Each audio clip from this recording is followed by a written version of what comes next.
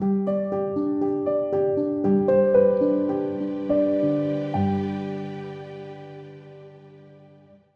wanted to bring Terry on. And Terry, are you out there? I'm here. All right. There she is. Look at that. You got the book. So thank you so much. I wanted to bring Terry on because Terry's another longtime friend. And we worked together. And she was somebody that I spoke to. And she is, to me, the epitome of a compassionate person. I talk about her and when I go out and speak about compassion. And what I wanted to bring her in here for is to, talk about kind of just how messed up I was. She can tell some stories because after the verdict, I called Terry and at our place of work, and she came outside and she spoke with me. And Terry, I don't know if you where you want to start, if you want to start there or earlier.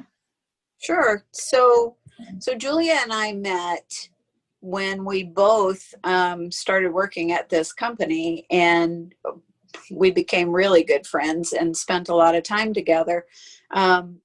And so I had no idea that any of this was going on. And then one day she called when I was at work, and she had been off that day. That's all I knew, was she was off. And she called and she said, can you talk? And I said, sure, I can talk. And she said, can you meet me outside? So I said, okay. So I went out to the parking lot, and I could tell that she was, definitely distraught. And I said, what's the matter? And so she started telling me what had happened with her brother, and that she had just come from court and that they had found him guilty. And so I immediately went back inside and told my boss that I needed to leave for the day, and went back out and sat with her in the parking lot. We sat there for several hours and just talked. And I just let her say whatever it was that she needed to talk about, whether it be the verdict or the history of what happened, or what to do, or being confused and not knowing what to do next. I just let her talk. And so after that, shortly after that, Julia decided that she wanted to go see him they had him in the Orlando prison, the downtown one. She wanted to go see him, and she asked me if I would go with her. So I said, sure. So we went, and it was nothing like I expected. I don't think it was anything like Julia had expected either. It was, you went inside the building. They, checked you to make sure you had no weapons or anything on you. Then you waited for a jail person to come down and get you. You get in this elevator, and it's this tight, cramped little elevator, and you go up to like the 13th floor, and the elevator opens up, and there is this tiny little room that you could probably fit 5 to 10 people in at most. And you all have to stand there in that little room and wait. And on the other side are these, you see on TV, there's these, tables and a glass in between, and the one person's on one side and one person's on the other side. And so that was there. And they said, you'll have to wait, and you can go back there if you want to. And I thought, I don't know that I can do this. I'm very claustrophobic. So I said to Julia, I'm going to wait for you downstairs. You go and visit with your brother. I'm going to wait for you downstairs. So I went out and I sat on the front steps. And while I was sitting on the front steps, I could hear these people talking. And I thought, who are these people that I hear talking? And it was the prisoners upstairs. There was no air conditioning in that room. It was horrible conditions, but the only air that they had was these windows, and the windows were continually open, and there were just concrete slats in between. So I could hear the conversations that the prisoners were having with each other up there, and talking about how hot it was. And you've ever been to Orlando in the summertime, you know it's incredibly hot. And then to be in the upper floors of a building with no air conditioning on is really bad. So anyway, her brother was there and she visited with him, and then came down, and we sat and talked for a long time again, and just, you know, kind of, again, just let her talk, let her say whatever it was she needed to say. Then when Julia decided to move to Las Vegas, she would periodically call me and say, you know, hey, I'm coming to Orlando because I want to go see Bo. Do you mind if I stay with you? And I'd always say, no, it's fine. You're absolutely welcome to come stay with us. And so she would. And this one time, she came to the door. I was so messed up. I had colored my hair red. And normally it's kind of a blonde color, but I had colored my hair red. She came to the door. I went to the door and opened it up, and she went, hi, I'm Julia. Is Terry here? And I just kind of looked at her and went, Julia, it's me. She said, oh, you know, it was just like, she was not really with it at the time. And oftentimes when she would come, and she came many, many times, and she would always stay at my house, And that I thought was important for her, because she needed a safe place to land.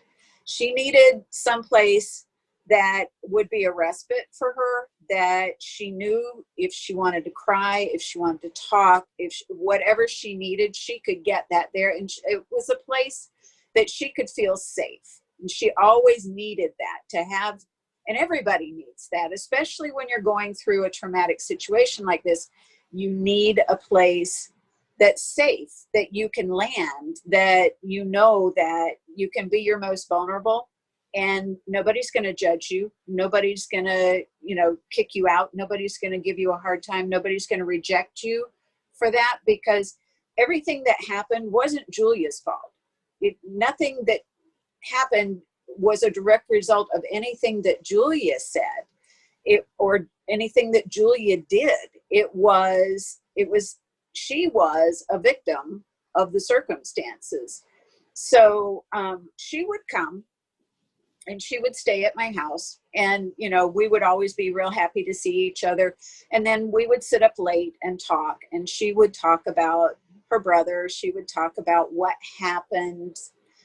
She would talk about, you know, what she was trying to accomplish, and all of that. And then she would get up the next morning and she would go visit her brother. And when she would come back, she would be a completely different person. It was like she couldn't wait to leave. And I could tell that it wasn't that she didn't want to be around me. It wasn't that she didn't want to be around her brother. It was that she was feeling such intense pain in her heart because of having to see her brother in that situation. And I knew that that was what was happening with her. And so, you know, I never said, you know, no, Julia, stay, you know, or whatever. I just was always like, whatever you need, it's fine. So, yeah, we did that up until the year that her brother passed away.